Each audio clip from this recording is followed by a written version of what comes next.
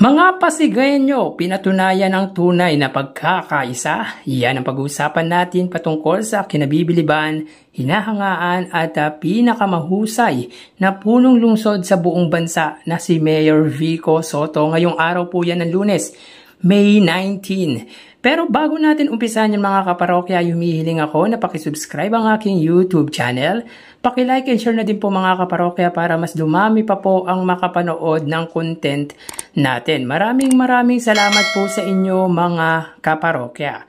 So yun nga mga kaparokya, hindi pa natin ito na pag-uusapan patungkol sa pinost ni Mayor Vico Soto kung saan makikita dito ang 15-0, meaning 12 councilors, congressman, vice mayor at mayor ay nakuha po ng kampo ni Mayor Vico Soto. Ito yung tunay na unity. So basahin natin ang post nito. So day 47 of 45 Proclamation Day.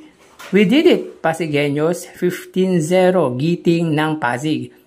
Sa pamamagitan ng halalang ito, hindi lang tayo basta namili ng mga opisyales. Gamit ang ating boto, sinigaw natin sa pinakamalakas na paraan na sa Pasig, hindi na uubra ang politika ng trapo. Ang hinahanap na natin ngayon ay tapat, maayos at patas para sa lahat. Hindi naman siguro tayo bumoto ng 15-0 kung hindi tayo naniniwalang nasa tamang direksyon tayo ngayon. Sisiguraduhin natin na pagkatapos ng aking 9 na taon bilang mayor, mas madali nang gumawa ng tama at mas mahirap nang maging corrupt sa ating pamahalaang lungsod. Nasimula na nating makita ang mga bunga ng pagtataguyod ng mga prinsipyo ng mabuting pamamahala. Ngunit tiyak na mas lalo pang tatamis ang mga bunga nito habang tumatagal. Habang umaayos palalo ang mga proseso at mas naaalagaan ng mabuti ang kaban ng bayan. Paganda ng paganda lamang ang mga programa, proyekto at serbisyo ng ating LGU. Mga kapwa ko Pasigueño, maraming salamat sa tiwala at suporta. Ngunit huwag nating kalimutan na may malaking bahagi ang bawat isa sa atin para maisakatuparan ang mga layuning ito. Kaya po natin sinasabi na tayo ang giting ng Pasig. God bless Pasig City. Ang galing mga kaparokya, solid ang mga Pasigueños. Ito yung tunay na unity pagdating sa pagpili ng ihahalal. For the first time in Philippine history mga kaparokya, parang wala pa akong nakikita or naririnig na ganito kasolid na pagkakaisa. Pagkakaisa sa pagpili ng iboboto or ihahalal sa kanilang lungsod. Kasi ito mga kaparokya, legit, walang binayad or walang money involved, kundi mapagkakatiwalaang pamamahala lang ang puhunan. Talagang matatalino na ang mga Pasigueño dahil kahit tinapala na ng kung ano-anong ayuda, ang mga Pasigueño ay hindi sila nagpasilaw. Nakakapangilabot mga kaparokya yung constituent ni Mayor Vico Soto kasi talagang nagkaisa po sila.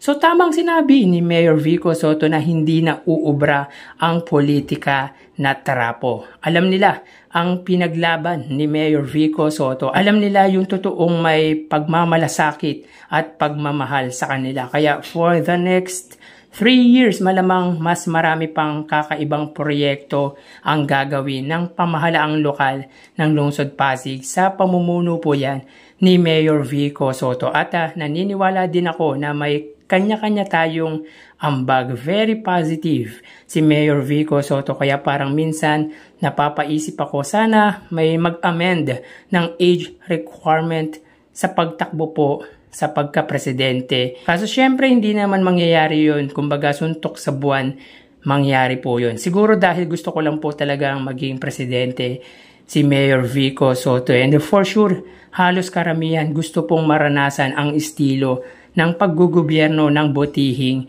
mayor. Again, sobrang humahanga po tayo sa puwersa ng mga Pasigueño. Tunay, nakahanga-hanga po yun mga kaparokya. Talagang nagkaisa po sila.